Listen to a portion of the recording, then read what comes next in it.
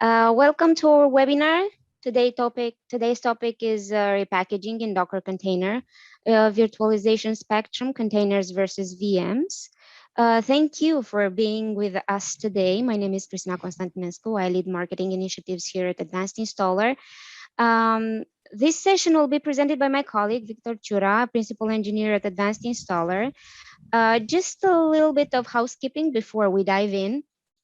First, about the Q&As, you are very welcome to submit your questions at any time during this webinar. And for that, please use the Q&A pane of your Zoom window control panel. We have some of our colleagues joining us today, and they will try to address your inquiries during this presentation. We will go through all of them again with Victor at the end of this presentation. As a reminder, you are probably, you also know about this, but this is a live webinar and we are recording it. So we will upload it on YouTube channel and send you the link within the next 24 hours. That being said, I would like to introduce our presenter, Victor Chura, Principal Engineer at Advanced Installer, our host today. Victor, you have the screen. Thank you very much, Christina. Welcome, everyone. Welcome to my home office. As you can see, we're banging away in our home offices, as you probably are as well. So today, we're going to talk about repackaging and using various targets for repackaging. The main focus of today's webinar will be repackaging in Docker containers, of course. A little bit about myself. I've been working on Advanced Installer for almost 16 years now, and I think I'm the original instigator for the Repackager in Advanced Installer. I remember I started work on the repackaging infrastructure almost 14 years ago today, and we've been hard at work ever since, improving the repackaging and virtualization technologies in Advanced Installer to bring even more flexibility and power to you, our users, helping you leverage this system infrastructures and virtualization capabilities of various hypervisors to accomplish your repackaging tasks and test your applications in various sandboxed environments. So today, I'm here presenting you the latest and greatest from Advanced Installer and our repackaging technologies. And I'm representing actually a whole team. There's a huge team of engineers working hard on Advanced Installer every day. And I'm very proud to be the one presenting our work here. But I want to thank everyone on the team, both on the development team. They've been hard at work delivering these nice features and continuously fixing bugs and improving the product, as well as our support team, our technical support that is in constant contact with you and listens to what you have to say about the direction for the product, the features that work for you, what doesn't work for you, and what you like to see in future versions of Advanced Installer. So thank you, and thank you to my colleagues who always help shape Advanced Installer's future. All of this, of course, in the great leading light of our product manager, Bogdan, who is a constant guest in our webinar series, and he's been leading the efforts to bring ever more daring features to Advanced Installer and the repackaging per se. And we have some amazing things in the pipeline to show you. And today, actually, I'm going to do all the demos with a beta version of Advanced Installer and our Repackager. And be aware of that. And I hope the demo gods are with me tonight. And I'm hoping everything will work out smoothly. But we're on some beta bits, so be patient with me if some things are not as smooth as they should be. everything you're going to see today is going to be shipped in the next version of Advanced Installer. That's 18.4, shipping this month, towards the end of this month. So everything right now is in the QA stages and should be ready for prime time soon. All right, so let me share my screen.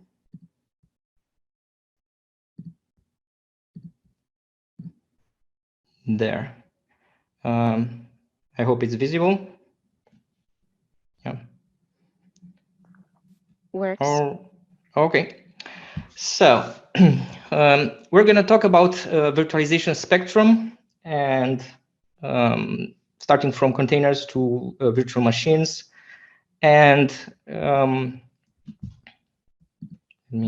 oops, I preempted myself there. So in brief, today's agenda, to give you an idea of where we're going and what's going to be covered.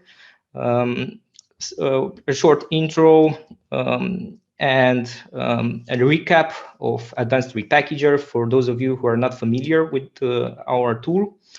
We're going to delve a little bit into containers and more on differences between what containers and virtual machines can offer you and how you can leverage the strengths of each of these virtualization technologies and be aware of their weaknesses and some of the gotchas.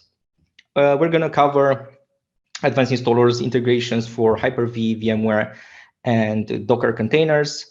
And I'm not going to bore you too long with slides. I have some material prepared, but I want to have plenty of time to do some cool demos and show you the preview bits I've been talking about coming in the next version of Advanced Installer and Advanced Repackager. And I'm hoping to have plenty of time for Q&A at the end, but feel free, like Christina mentioned, do comment in the Q&A tab in Zoom right away if you have any contextual questions regarding some of the stuff I'm showing at the moment. I have with me here present some of the engineers on the team, and they're well prepared to answer any of your technical questions, as well as myself, if I see them in due time. If not, I'll be sure to cover them towards the end. We're prepared to be here for the better part of an hour, but if you are interested in learning more and there are plenty of questions to be answered, or maybe we can delve into some tangent and show more stuff. If you're curious, I'm happy to stay here for a bit longer. So stay with me if you're interested to learn more about what we have to show. All right. Okay. Just a reminder, we're going to talk almost exclusively today about the Repackager in Advanced Installer, but you have to remember that our Repackager is a tool that is part a part of the Advanced Installer product and is delivered with Advanced Installer in the architect license type. And everything you're seeing here, it's available for any of your Advanced Installer users. So it's not a separate license type or a separate product that you need to purchase. So for those that are not familiar with our Repackager, I'm going to do a quick overview, and I'm going to point you to a previous webinar from, I think, the end of last year by my colleague Bogdan, our product manager. A very thorough webinar. It's recorded and available on our channel on YouTube. And there you can see lots of details on various capabilities of our Repackager. Today, I'm going to do a brief overview of what the Repackager does, and we're going to focus on the virtualization spectrum that we have to offer you. So, in brief, the Repackager helps you repackage legacy applications or existing applications that you don't have any control over, and you want to provision them in a certain way and package them in a certain way. And you can output MSIs, app-v packages, MSIX packages now. So you can basically start from any type of package or installer or and migrate to a modern format or even the same format, but with changes that you might require.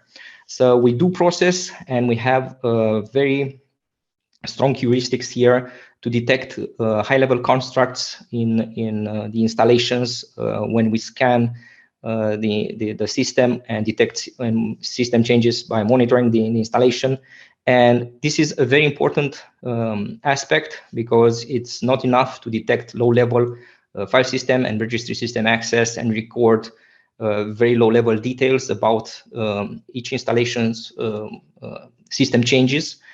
For example, for repackaging to MSIX, it's highly important that high-level structures such as shortcuts, firewall entries are properly detected and registered as such in the MSIX manifest as capabilities of your package and your applications, because just recording the actual file system changes or registry configurations is not enough for properly configuring such capabilities. If things like that would fly in the MSI era, it's not the case for the newer MSIX packages that you might be interested to deploy. And it's all project-based, so I'm going to cover that and showcase that. It's all project-based, so even if you have to do multiple attempts at scanning or repackaging an application or tuning the configuration options for your scan session, everything is project-based, and you can output several targets at once from the same repackaging, from the same capture project, so you don't have to do all the work anew every time you want to output a different target or want to tweak some particular settings along the way. And that's a huge advantage and a time saver, really. So as a life cycle, you would launch the Repackager and select the legacy package you want to transition, and you start basically a new session, a capturing session, and the installation is instrumented, monitored, and system changes are recorded, and then every asset and resource is stored away, and this information is aggregated to be consumed into an advanced installer project that can then output various types of output packages that you want to retarget to. So the process is fairly smooth, we hope, and it can easily be repeated at any stage easily if you want to tweak stuff. So as repackaging targets, we started 14 years ago. We just support for repackaging on a local machine, and that was good enough for the time. But it's definitely not ideal. And we now have support. We quickly had requests to support repackaging in virtual environments, and for good reason. And we now have support for repackaging in a variety of virtualization providers, from Microsoft Hyper-V to VMware Workstation Player and vCenter for its vSphere endpoints, as well as generic machines running on the networks. I'm going to briefly cover that a little bit later. And the new thing added that we've been working on, support for repackaging in Docker containers. So there's always this dance that we orchestrate between a host operating system and a target environment where we instrument the application in a controlled sandboxed environment. So we manage all these ugly parts and make sure everything works smoothly for you, because there are some intricacies that are difficult to manage if you have to do it manually. So it really helps to have a tool to automate things for you. Each kind of repackaging environment has its strengths and weaknesses, because if there was one that was great for everything, then we just supported that one and dropped everything else. But as always, in software, there are trade-offs. So every target has its strengths and gotchas and limitations.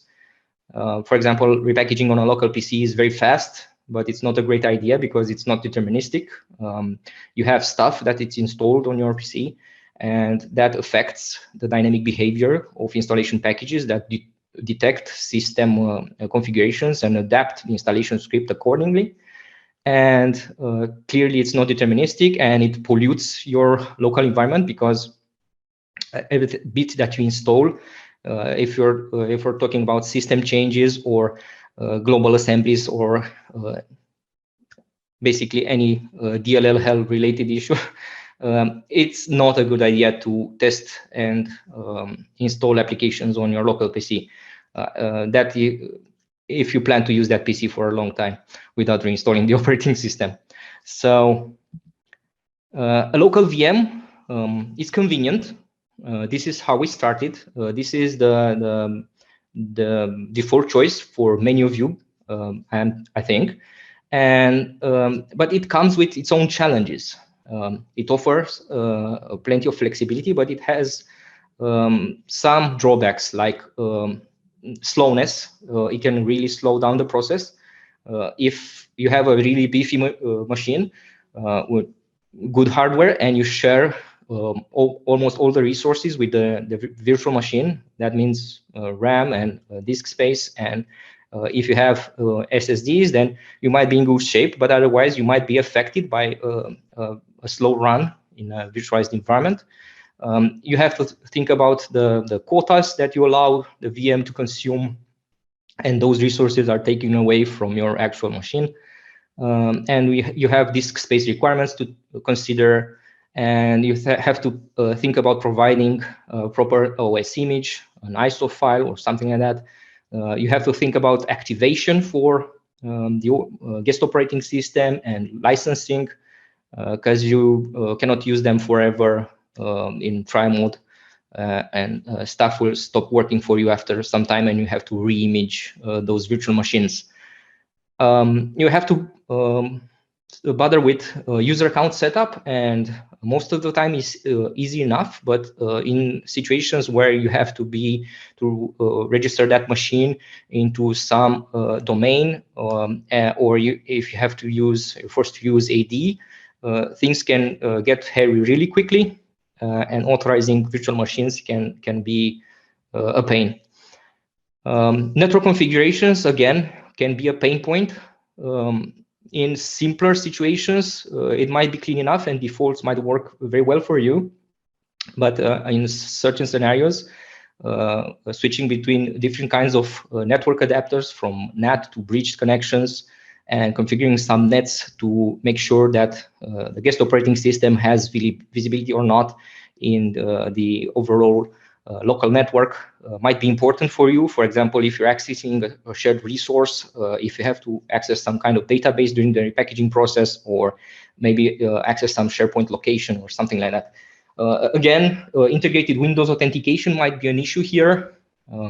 That can always be a pain.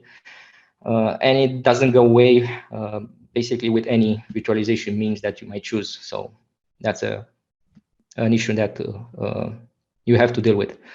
When you're talking about virtual machines, you have to manage OS snapshots, because basically that's one of the strengths of the virtualization environment in using VMs, managing OS system snapshots and making sure you have the right states, you have a clean state, you have maybe some kind of layer that has some prerequisites installed or something like that, and managing OS updates. For example, you might have some well-maintained system snapshots, but you have OS updates happening, and you might want those updates included in your repackaging instrumentation session, or you might choose not to be up to date with the latest and greatest in Windows 10, for example. So you do have to manually manage those snapshots. And yeah, that's basically unavoidable. On the other hand, at the end of this spectrum, setting up a Docker container seems very easy and has a very minimal footprint on your machine, but it does come with some runtime restrictions. For example, you have less control over the guest operating system setup. There are very few things that you can actually change. I'm thinking here about real system configurations, not just software that you layer on top. You have access to limited OS versions. For example, if you have to target or instrument your package in a particular Windows version, maybe some Windows 7 version that your application is required to run on, you have limited options in terms of what containers are ready to use out of the box. You don't have a desktop environment. I think this is the biggest pain point. And as a consequence, you don't have any UI interaction, both for your package and your app. And there are some architecture hassles in running 32-bit operating systems in containers. So there might be some architecture-related issues there too. I'm not going to go into details about this today. Each kind of repackaging environment has issues, so it's not perfect, but it offers some advantages. And we acknowledge this as a spectrum and not a unique solution. And you might have different needs for various applications. For example, even within your own company, you might have applications that require different setups and different targets or environments for repackaging, or different workflows. Maybe there's an application that you need to repackage periodically, or maybe some legacy app that you repackage and forget about it after you archive it into some kind of internal store. So definitely you need all the power that such tools can offer you. So Advanced Installer and our repackaging basically offers the whole spectrum, starting from very thin and easy to configure containers that I'm going to showcase today, repackaging on a local machine, repackaging on some server on your network, repackaging on any computer that you can reach on the network, or in a virtual machine, either HyperV or VMware, or some machine in vSphere somewhere in some server. So I'm gonna skip right into the VM workflow, just as a reminder. You can have a one-time VM setup. Basically, you have to prepare the image to make sure that you have disabled Windows Update if you don't want any background noise and you want deterministic runs. I mentioned that a little bit earlier. Disable any antivirus, including Windows Defender. We install and provision that guest operating system with what we call Advanced Installer tools. And this helps smooth the communication between the guest and host operating system, so that you have fewer headaches in managing this interaction, and we can automate as much as we can in this communication and interaction. And you have to manage those snapshots, of course. And you almost start with some clear or clean snapshot, whatever that definition might be for you, as a blank slate, and you repackage, and then you revert to that snapshot every time you cycle through this workflow, if you want to run multiple times or do some tweaking. And I have to briefly mention our support for automation.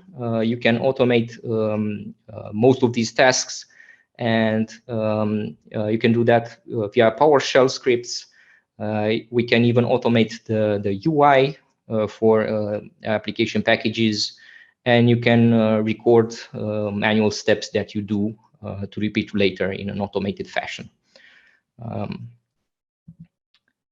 Okay, so when we're going to talk about Docker and repackaging in containers, we have to highlight the differences between containers and hypervisors in case not everyone is up to speed with these technologies, and highlight some of the differences.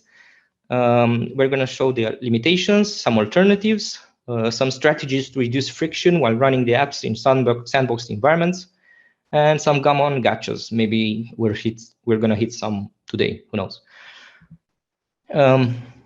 Advantages for running in Docker: you have local machine-like performance, so the performance overhead is quite minimal, but you're not polluting the local PC environment, and almost zero configuration. The little administrative tasks that you might have to do in relation to configuring running containers, we try to do that for you. So it feels like it's a zero config environment when using our Repackager. You have a good collection of curated OS images in Docker Hub.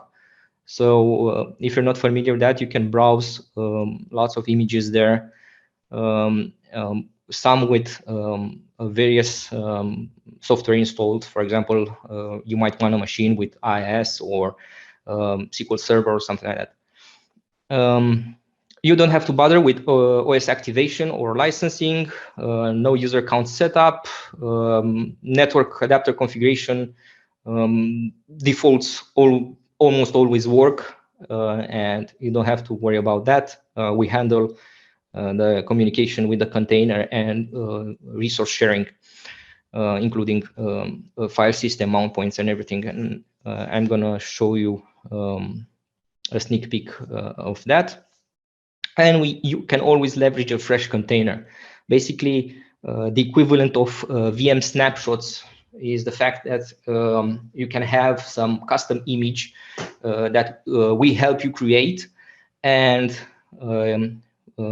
from that image you can spawn a fresh container every time you want to run a clean slate repackaging session, or you can choose to keep those containers that you repackaged in and connect to them interactively and maybe do some inspections or some post configurations or something. So it's up to you, really. In terms of Docker settings,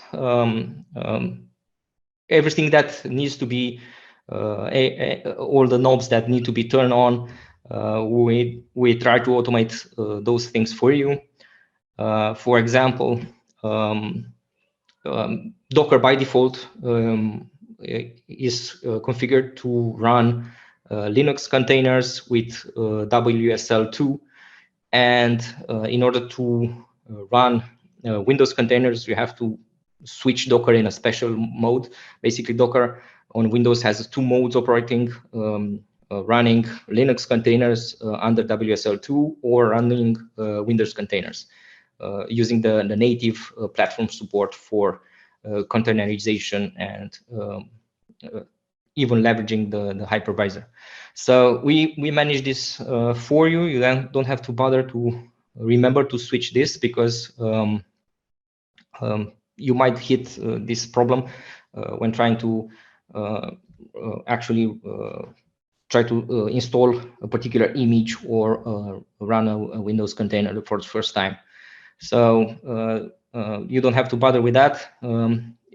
You might even need to configure the host PC to make sure you have the containers features on in Windows optional features. So you might have that unchecked, and Docker helpfully points to a PowerShell snippet that you can run to enable that. But we can manage this for you, so you don't have to bother to mess with this and restart the operating system. So basically, we try to do all these minutia of configuring Docker so that the interaction is minimal, and you don't have to jump in and follow directions or follow online tutorials and how to start up your Windows 10 container as quickly as possible, because that's what you're trying to do. You're trying to get in and focus on your task and run your installation, not fiddle with all the technical details underneath. But I'm going to show you anyway, because some of the stuff and machinery underneath is very cool, and I think there's value in understanding what's happening there, even if you don't have to do it every time. So probably if you're familiar with containers and Docker in general, or maybe with HyperV containers on Windows, you might have heard of isolation modes and different levels of sandboxing on a process or an application. So Windows containers offer actually two distinct modes of runtime isolation. You have process level isolation, which is very fine-grained, very thin, and it's ideal for server loads or server services that run in some maybe VM in some data center or in Azure. So and you have full Hyper-V isolation, which is a more robust form of virtualization, more akin to how virtual machines work. And containers running under both isolation modes are basically functionally almost identical, and they can be spawned from the same container images. So the recipe for building a container image does not depend on the kind of isolation level that you configure for your container. So you can leverage the same Windows Server image, for example, and spin the container both ways.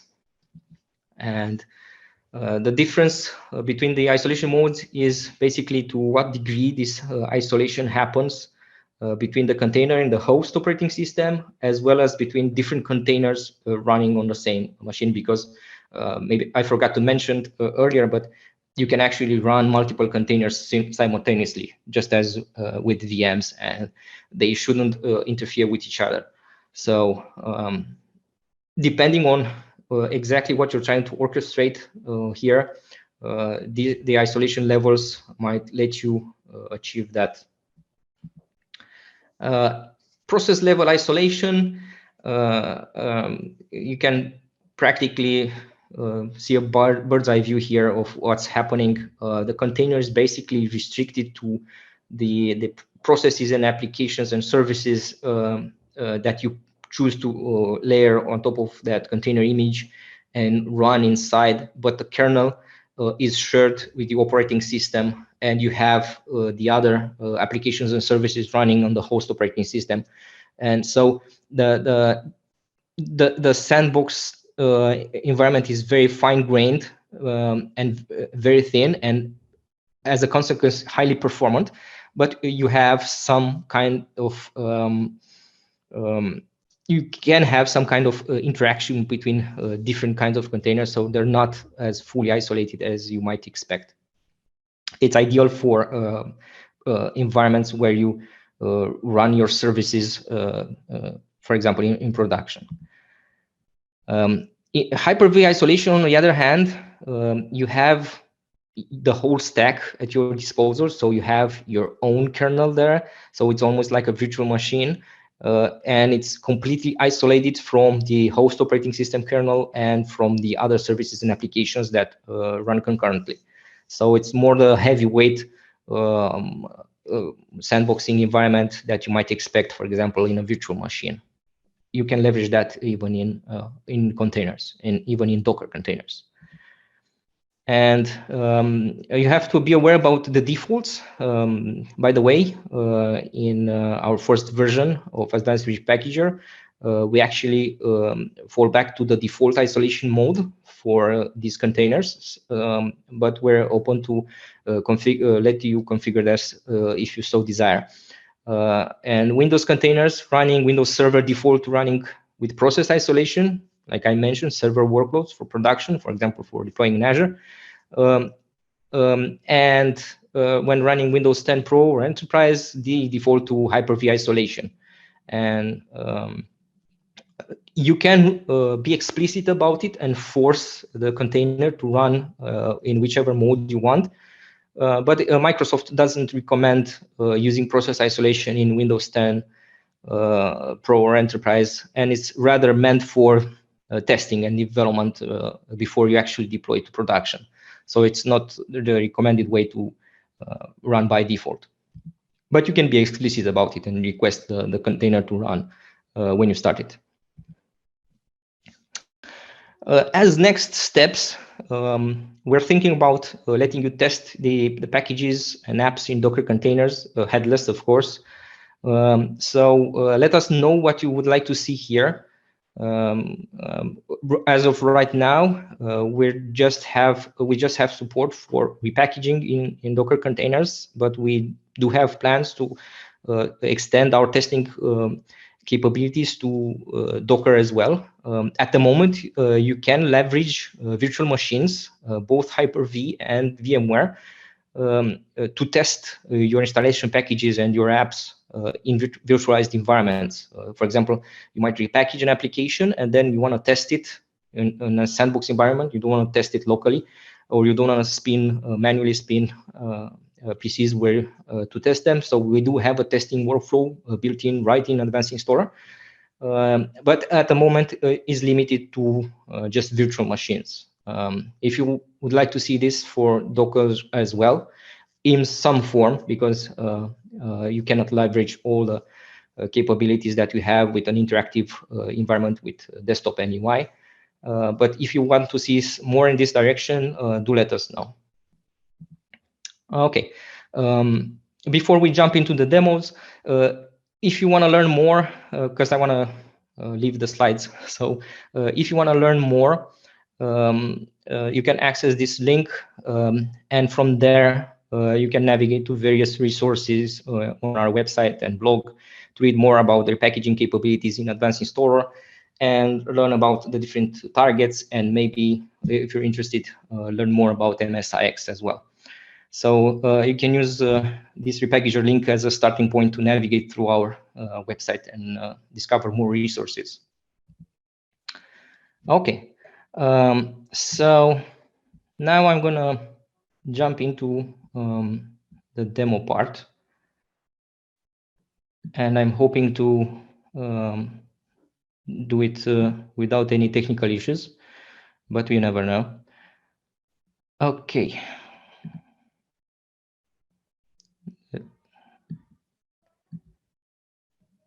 Okay.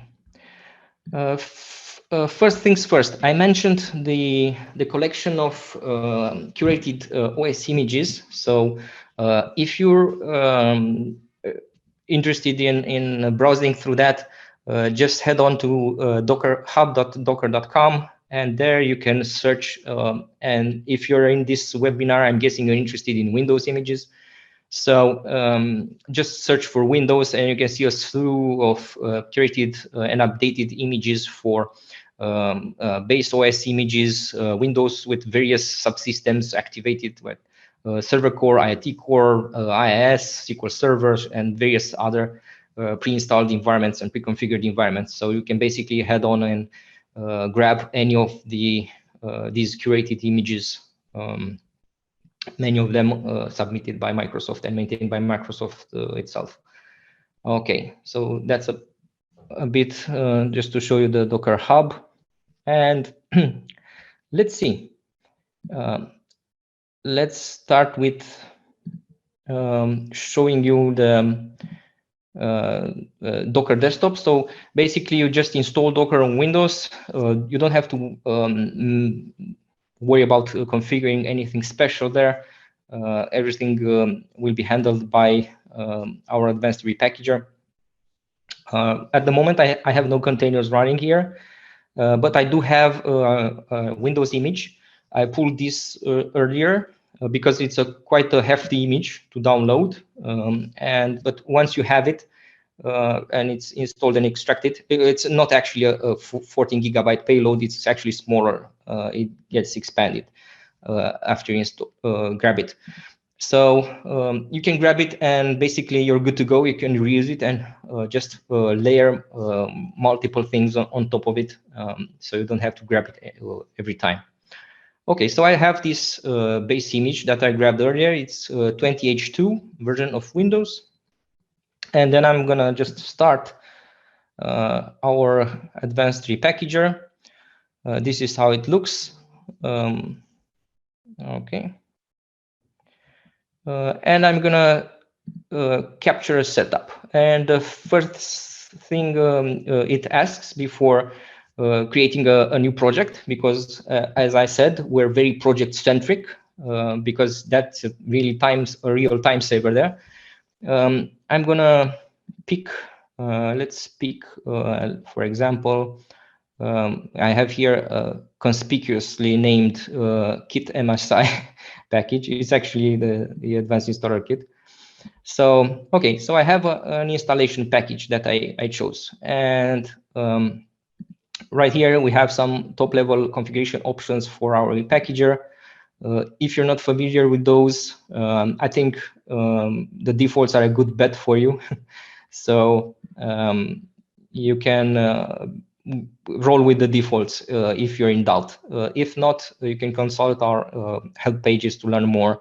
And most of the options, I think, are self-explanatory. For example, this take use process monitor, or let's say prompt and wait after installing the packages. For example, you might be interested to do some configuration after installing a package, some kind of post config, like disable the auto update for the application or something like that. So most of the options I think are fairly obvious. If not, do refer to our user guide pages for more info there. Okay, and the next step, we have a brand new shiny icon here in the toolbar, starting Docker, and right next to our traditional starting VM there. So starting Docker, right now, it just points me to create a Repackager Docker image. What's that like? So the Repackager Docker image is a special image that, why doesn't this want to go on top? Okay, I guess it's stubborn. So right now we just have this Windows-based image that I pulled earlier from Docker Hub. And what the Repackager is trying to do is trying to point you to actually create a Repackager Docker image. And that is actually an image that we build starting from some image that you provide. And we actually put a new layer on top of this image with our provisioning stuff that makes sure the communication between the host and the container happens smoothly. Those advanced installer tools that I mentioned earlier. So we basically prepare, and that's a very thin layer, and it's a quick operation. Like you're gonna see. Let's start doing it. So right here in this helpful wizard, you have your local images, just like Docker Desktop shows you. Same thing you're seeing here, you're going to see in our wizard. So we have this image, this base Windows image, 20H2, that I pulled earlier. And when you're going to do this, you're probably not going to have this image locally. But we do have some starting images for you here, recommended.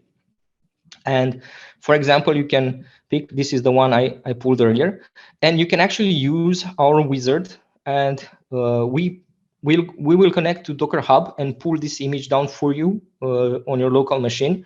So you don't have to do it manually or running some command line commands or PowerShell commands to do it. So you can basically use our wizard to pull it down. For example, you might want to pull down 1809, for example, to do some targeted instrumentation in this version of Windows. I'm not going to do this right now because it takes some time to download it. As you might imagine, it's a fairly big image, and you don't want to stare at my monitor just looking at the bits downloading.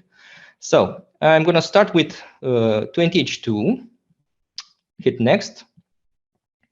And now our repackager basically, whoops,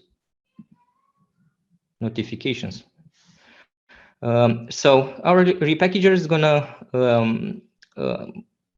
start from this base image that we chose and run some scripts to create these layers and produce a new image. And bam, it's done. As you see here, we successfully built a new, and we tagged a new image version.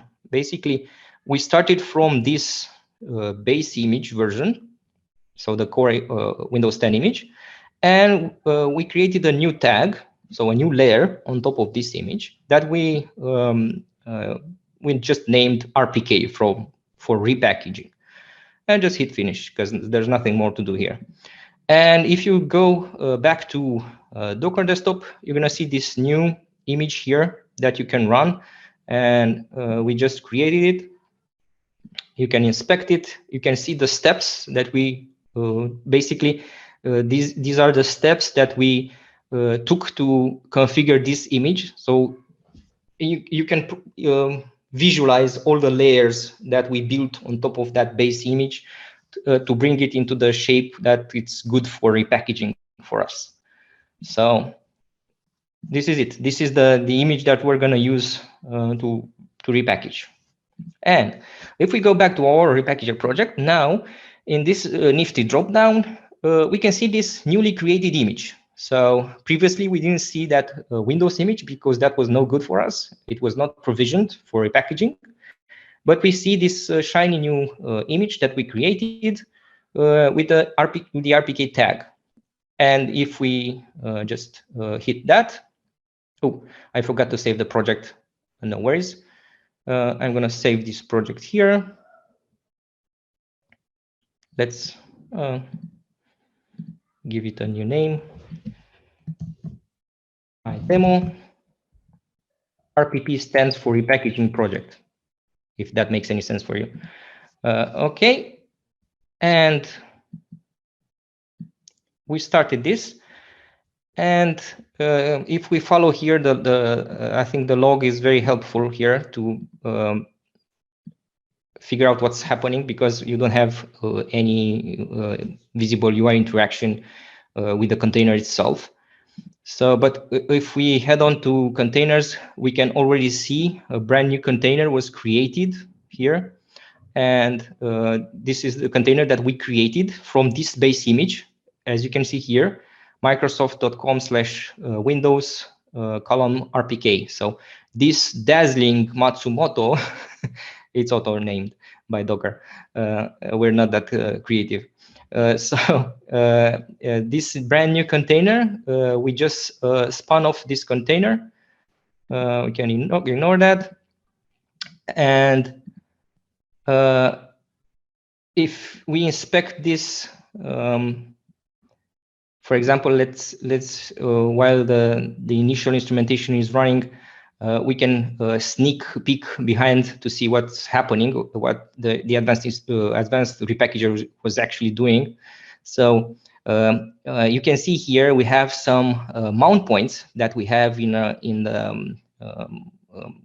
the container file system. So we have a mount point that, for example, we mount the output where the repackager would output all the collected resources from the system scan, for example.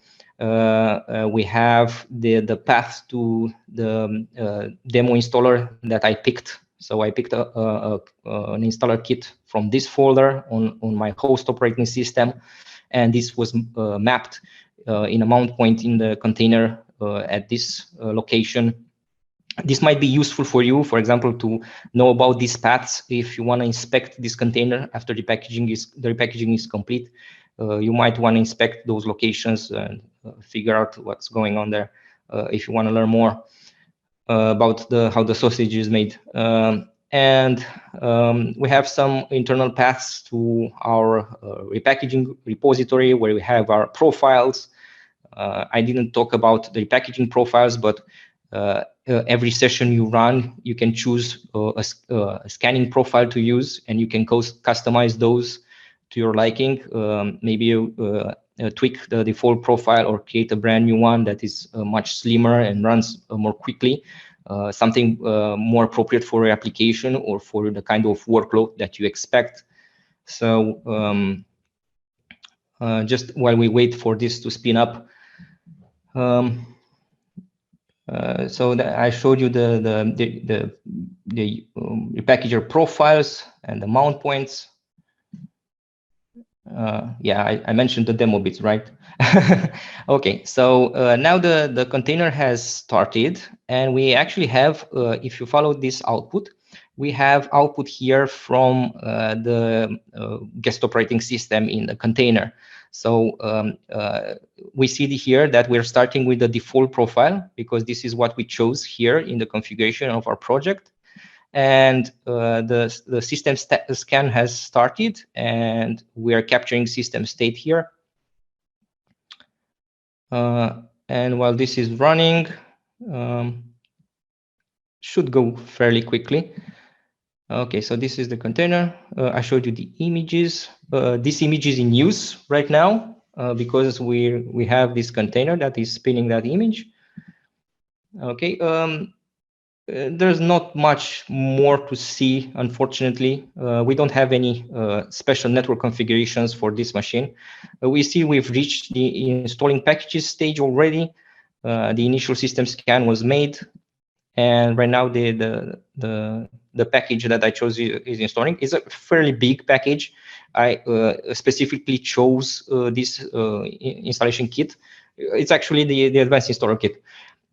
Because it's a realistic installation package. It's not a toy project, so it has quite a few files and has quite a few custom actions happening and various system registrations, and basically you can see a realistic demo of what's happening. You already see here some kind of activity in the output log. You see these entries like process and some process ID and current CPU usage. This is a kind of a heartbeat that we're actually doing with the container itself, because unlike a VM, the container doesn't offer you ways to interact with it and see the operating system and see what's going on. You might have no clue as to if the application is stuck or if the installation process is hanging or something. So this heartbeat is, you can see it as a kind of a progress information. It shows you the spawn processes. You can actually see here advanced installer exe. That's the bit inside the package that we're installing. You see here a custom action running. Basically, one of our custom actions registers something. I don't know why. You can see MSIX, MSI exec process. So that's the process from Windows installer that handles all the installation of the MSI package.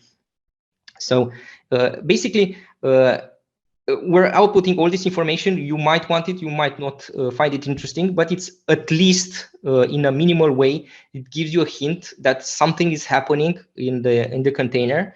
And you see that something is going on. You see, maybe you can see activity from nested installers or embedded packages or nested MSIs, God forbid, or custom actions. You see the activity, for example, like you see here, this is actually a custom action that we run inside that installation package. So it's a means for you to detect that something is going on, and you know that the container is doing something and it's not stuck. And why do I mention this? Because it's rather important for containers, because you don't have this window into the desktop and the guest operating system. You might not know, but your application might be stuck. For example, here I mentioned that we're installing an MSI. For MSIs, even though you don't have like here, or like say like /qn or /qb or something like that, more appropriately /qn would be.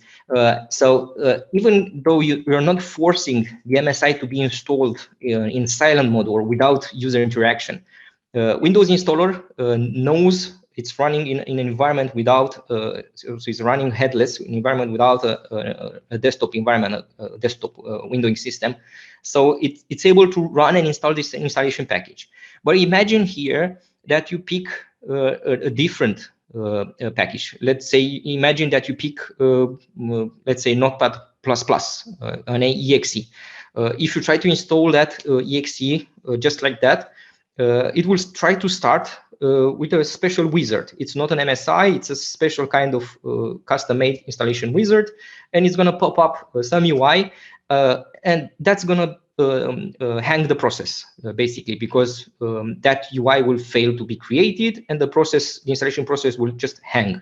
So this is a way for you to detect. It's one of the gotchas I mentioned earlier for running in containers, in headless, basically. So this output that we provide here will give you a hint that the installation was stuck, and you don't see any more activity. So the installation is stuck. So you basically have to figure out either way to put that installation package in silent mode, or just fall back to running in a full VM if you cannot run without user interaction, or if you need some kind of guided installation and actually provide some configurations at install time for your package. So you can always fall back on VMs. So you can even do that in the same installation project here. So you don't have to start over. You just select a VM that you have configured here. I have a VM profile right here that I used earlier. And I can spin off, as you see here, I have an entry. This is the history, the repackaging history, and you can have as many as you want. So from the same project, I can just spin this repackaging session in a VM now, if I'm not pleased with the results from this container session, and just see if I really need to interact. For example, I might need, I don't know, /silent or something. Notepad++ has /s or something like that for running in silent mode. So that's all right. And let's see what happened. So the operation completed successfully, and we already have this history here. And if you start exploring, you're going to see that we detected this was advanced installer. So that was this kit, this mystery kit here. Kit MSI was actually advanced installer inside there. We read those properties from the package, the version. So you can see here the output resources. You can choose to customize. This is basically all the power that we have that we had for our repackager for years now.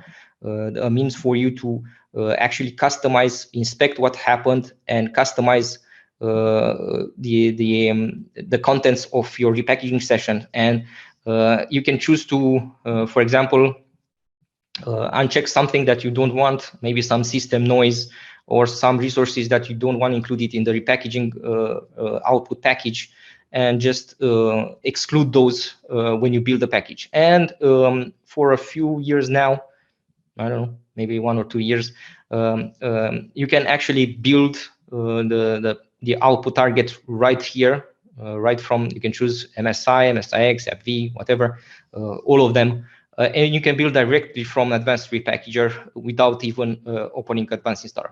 Of course, if you want to leverage the full power of our nifty IDE, you can always open this project in the full Advanced Installer.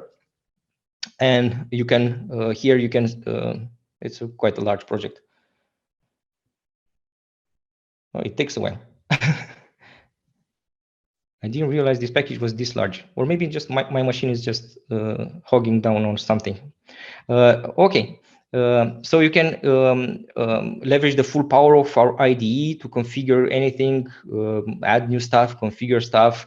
Maybe if you're interested to add on, let's say maybe you're interested to add an MSIX package to this output. So. Okay, I need to save the project, of course. Okay. I think it's generating the assets or something. I don't know, everything is taking long today.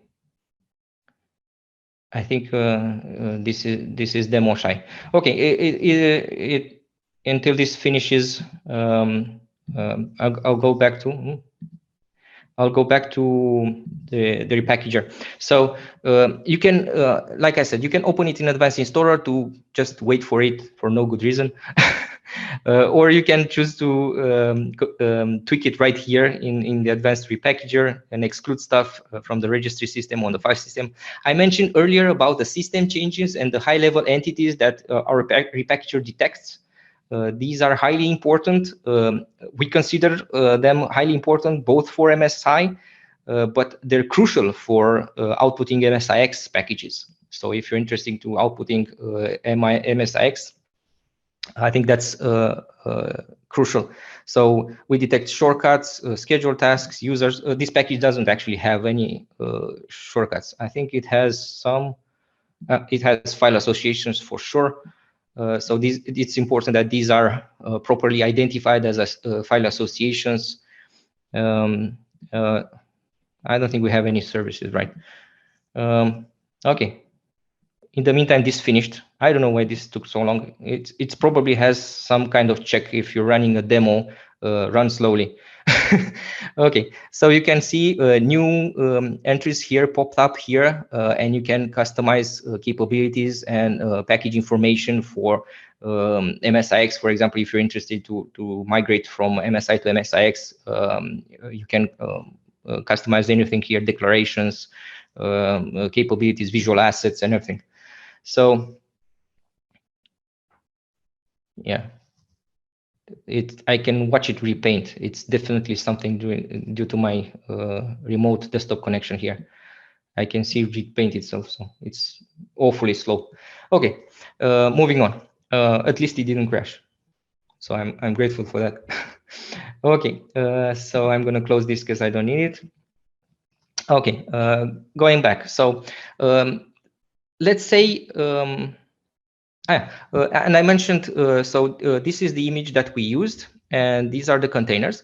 So after we're done with this, we leave the container that we used. We leave it there for you. You can choose to delete it if you don't want it. There's no cost. So the footprint is actually very small. The footprint of the container that we use is actually the footprint of the application that we repackage. Basically, the diff between the base image and this container that you have here lingering on your file system here, the diff is here is just the footprint of the application. You can choose to connect interactively to it via a PowerShell session or something to see what's going on inside, or inspect it, or verify something, or you can choose to delete it, and that's it. Going back, let's say you're not happy with this session, or maybe it got stuck. Maybe you're not happy with the results. Maybe you forgot you have to provide some kind of configuration during the repackaging session and interact with the application. You can just start a new session in HyperV, for example. So I think I forgot to start the VM or something. I don't know. Let me show you the configuration manager first, because we're not going to have time to do the whole operation. But I can show you the connection here. For example, earlier I did a test in a virtual machine. Same operating system version, 20H2, running in a vCenter configured. So I connected to this virtual machine. So the server I'm connecting has this address. I'm connecting with an LDAP authentication to that server. I picked, there are tons of machines here running on this server. So I can see on this server, on this vCenter node, I have plenty of machines to choose from. I choose this one that I prepared. I chose a specific VM snapshot here. For example, I post Windows updates, and I make sure the machine is in a good clean state. And I have to provide a username and password. Of course, I told you, cannot escape user account configuration when dealing with VMs. And this is the machine I'm connecting to. So I have this machine configured here in vCenter, and I can just connect to it, just start a new session here. I'm not going to do that today because we don't have time to do it. But basically, like I said earlier, when dealing with VMs, you can actually connect to it. You can connect via the HTML interface here. I can launch the web console and see it to see what's going on while the repackaging actually instruments the package, or I can choose to use VMware's remote connection client that you can install separately. So when dealing with packages that actually need your attention and need some kind of interaction, you can always fall back to running VMs, and we support all kinds of connections here. If you just browse through this configuration profile dialog, you can see localhost HyperVs.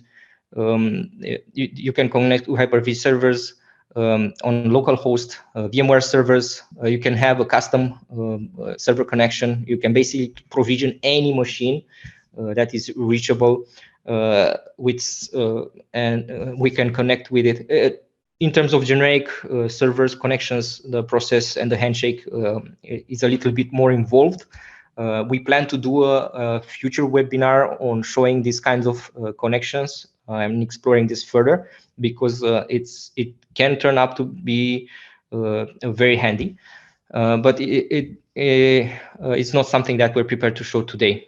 But you can try it out for yourself. These bits are actually shipped in Advanced Installer already. So I think that's about it for today's demos. I hope you have questions. Let me check.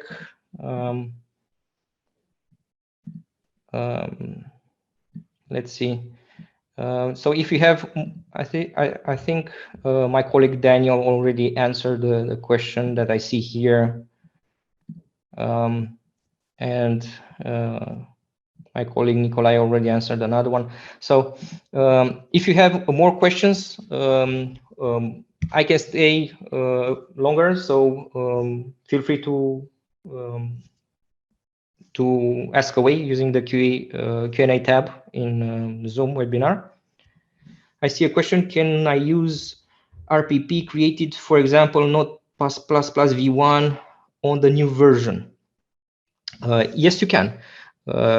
But there are limitations on what you can actually do. So if you want to repackage newer versions, it can sometimes get tricky.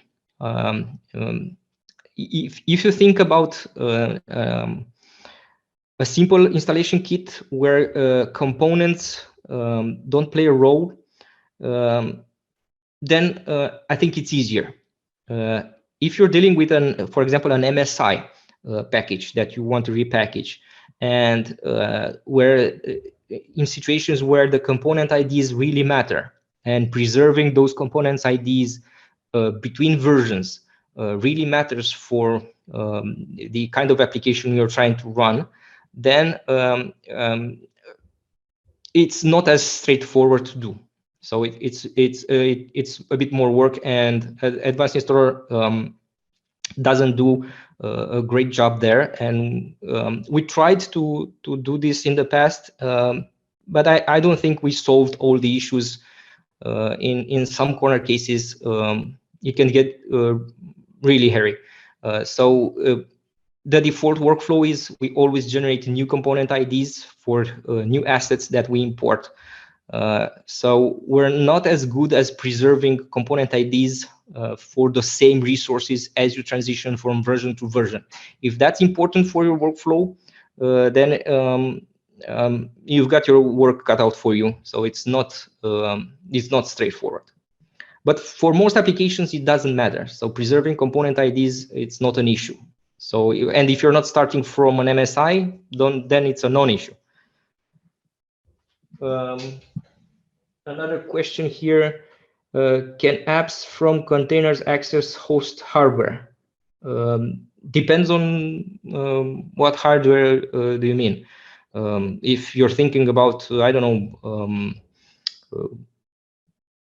know, camera or some kind of peripherals. I see the follow-up, USB. I think that can be controlled via mount points.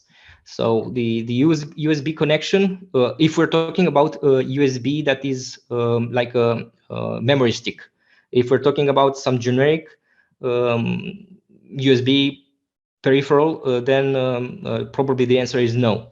But if we're talking about USB mounted memory stick, then that's mounted in the file system and we can map those. We currently don't do this automatically, so we only map the things that I showed earlier. So I showed you while we were waiting, I showed you here the mount points. So we currently only mount in the file system only the folders that we require for the repackaging operation. But it's we can probably configure something more if you want to maybe choose particular folders to mount in the container. So we can probably surface that. If you have a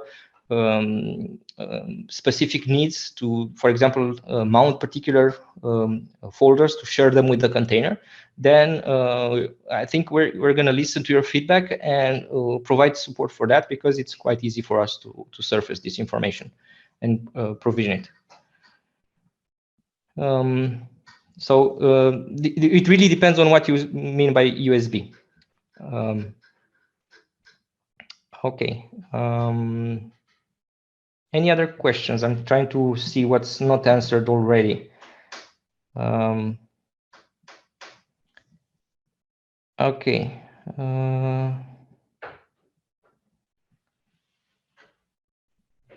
Let's see. I answered the one with about Notepad++ v1. Okay.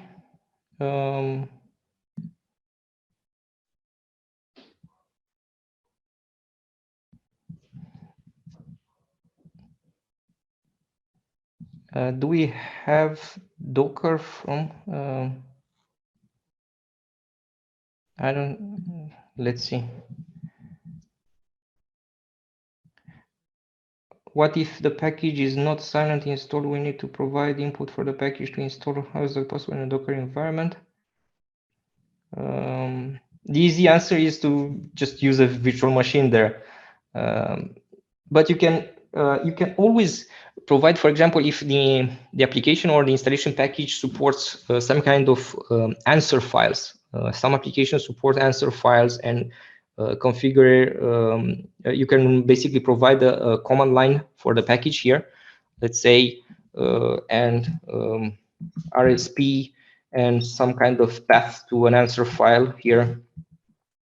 ac.config.rsp or something like that, and if you put that answer file in the same directory with the installation kit, if the application supports some kind this kind of interaction with providing a specific answer file to direct the silent installation, that could be achieved under Docker. Or in case of an MSI, you can always provide properties. So Windows installer supports supplying properties via command line, and basically all the installation for an MSI package is driven by properties. Those are basically the runtime variables that you can assign values and query values from during the MSI installation, and you can basically drive the installation of an MSI package by supplying properties in the command line. It's a name value pairs, and you can provide as many properties as you the command line allows you. There's an upper bound for that too, but I don't think we're going to reach it that quickly. So you can basically provide any information that the MSI package might require at runtime. You can provide it via properties, and it will behave as if those values were collected interactively via the installation wizard. For example, something that the user might input in some forms in the installation package or something. All those go to properties. And if you provide them ahead of time from the command line here, each property one at a time here, prop1 and value, and prop2 and value, and so on, then the installation will run as if those values were provided by the user interactively. So that could be an answer too. It really depends on what kind of package you're trying to repackage. Let's see.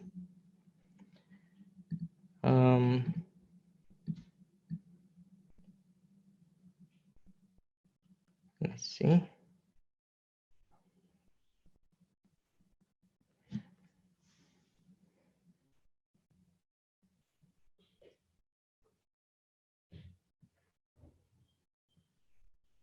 Can the containers access a common service from the host server, such as a database service? This really falls down to the isolation level I mentioned earlier.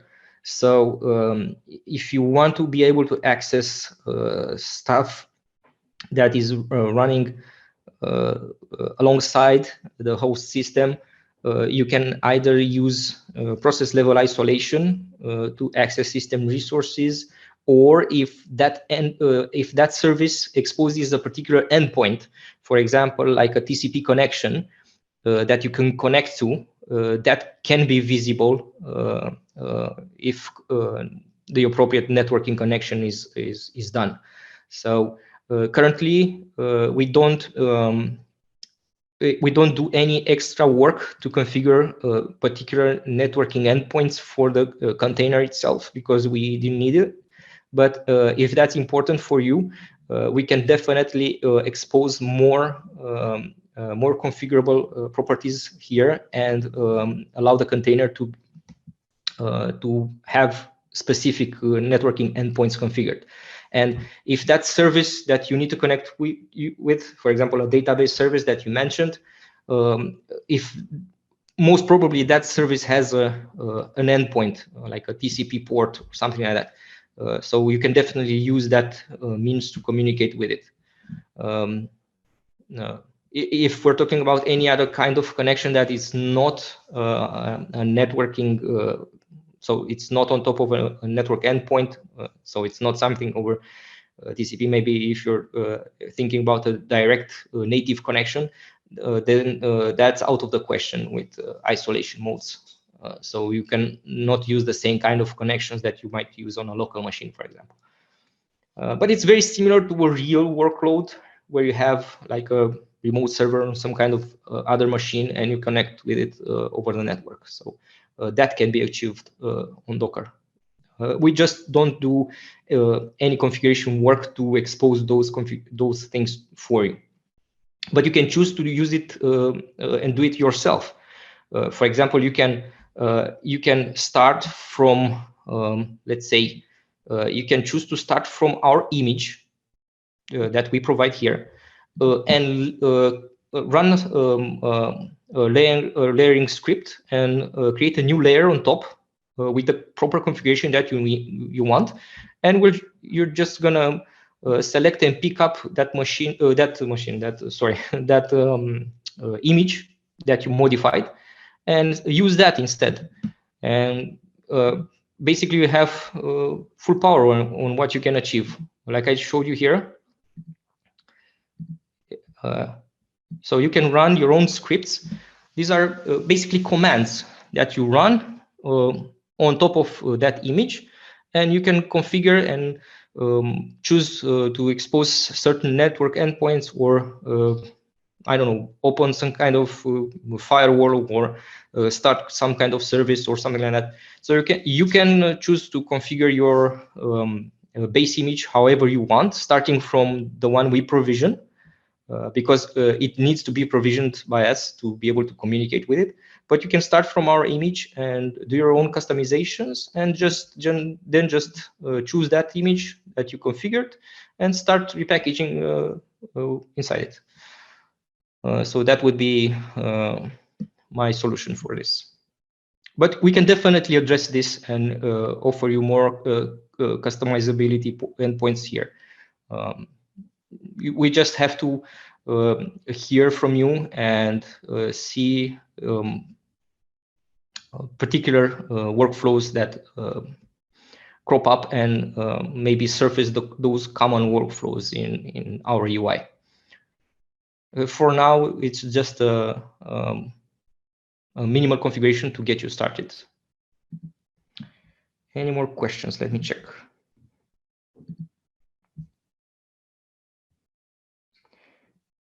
We already use Advanced Installer for IIS server setup. Is it possible to Dockerize it?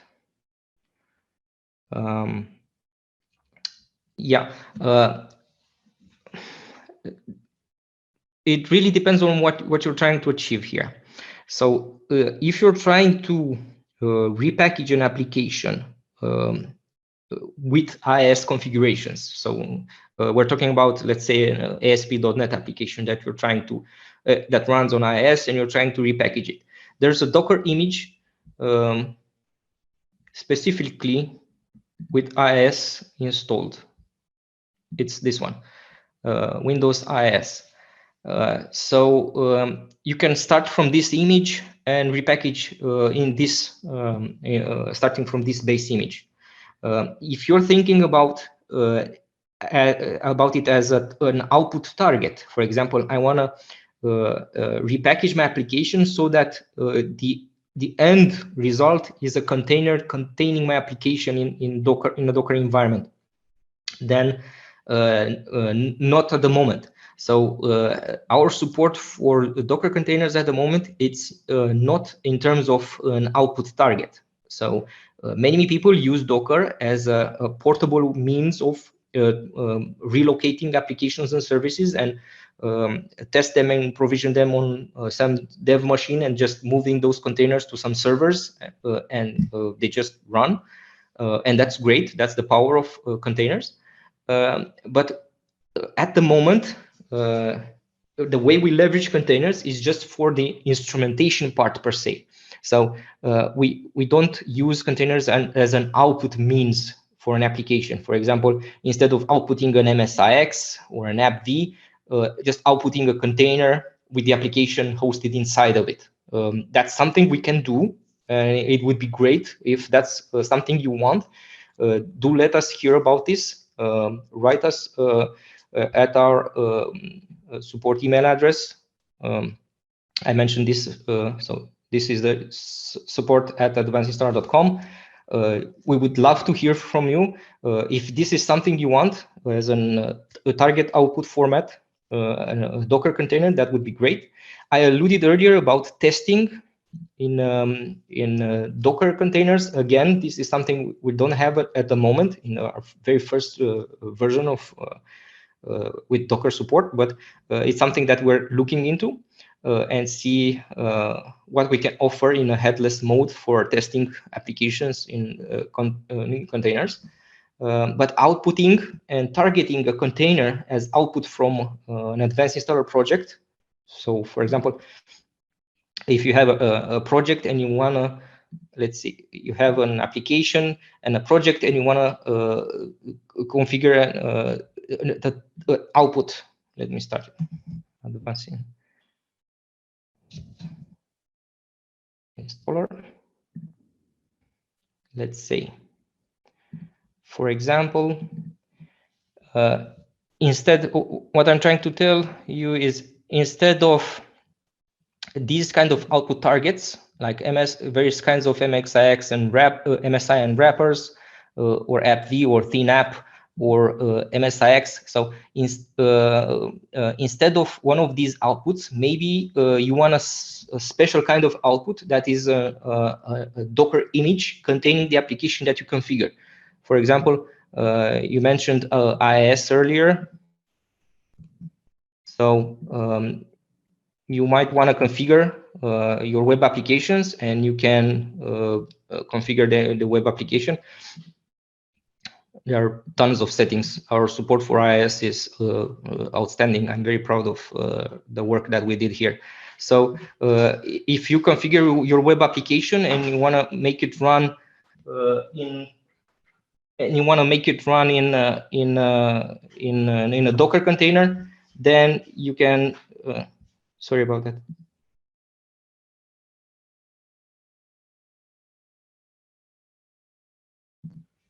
For example, you can, sorry about that. For example, you can configure your web application and output the whole thing as a Docker container that you can just move to a server somewhere. So that would be something very interesting. So if you're interested in that, do let us know. Any more questions? Any more questions? Let me see.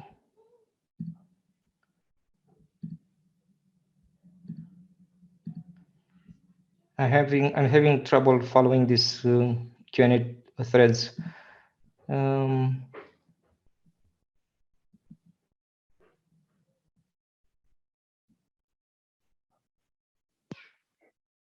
There is a question that I don't think you've answered. I missed one? Yeah, I think it's the one with, apart from repackaging, does the Docker support creating OS image?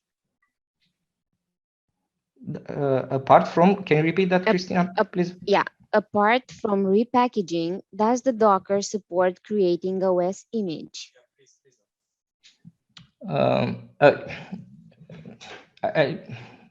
I think the question refers to the fact that if you can provide like an ISO file and create a brand new Docker image from scratch from an ISO file or something like that. If I understand the question correctly, so you always have to start with a base image. The base image can be very small, can be actually be tiny, but you always have to start with a base image. And for Windows containers, you actually have more flexibility there. But for Windows, you always have to start with the base image, but you don't have to start with a full Windows 10. So if you go back here, there are some Windows base OS images. For example, you have very tiny images. For example, you have Nano Server or Server Core. Those are very tiny images with very few things pre-installed. So very few Windows features installed, very few subsystems activated. They're meant to be very, very lightweight. And I didn't start with that one. I used the full Windows 10 image. So I used this one. But you can definitely start with a very thin image. But you have to have a base starting point. Yeah, for my knowledge, it's not easy to make a Windows container image from scratch, from nothing. Maybe I'm wrong, but this is what I know about this. I could be wrong, but in any case, starting from a very thin, like a server core image, for example, and just activate the features that you want in Windows or install the applications that you need on top of that. I think it's the easiest way to achieve what you want. So you don't have to go full Windows 10 like I did with a 14 gigabyte image. Any other questions? Maybe I missed some, Christina. Maybe you can help me.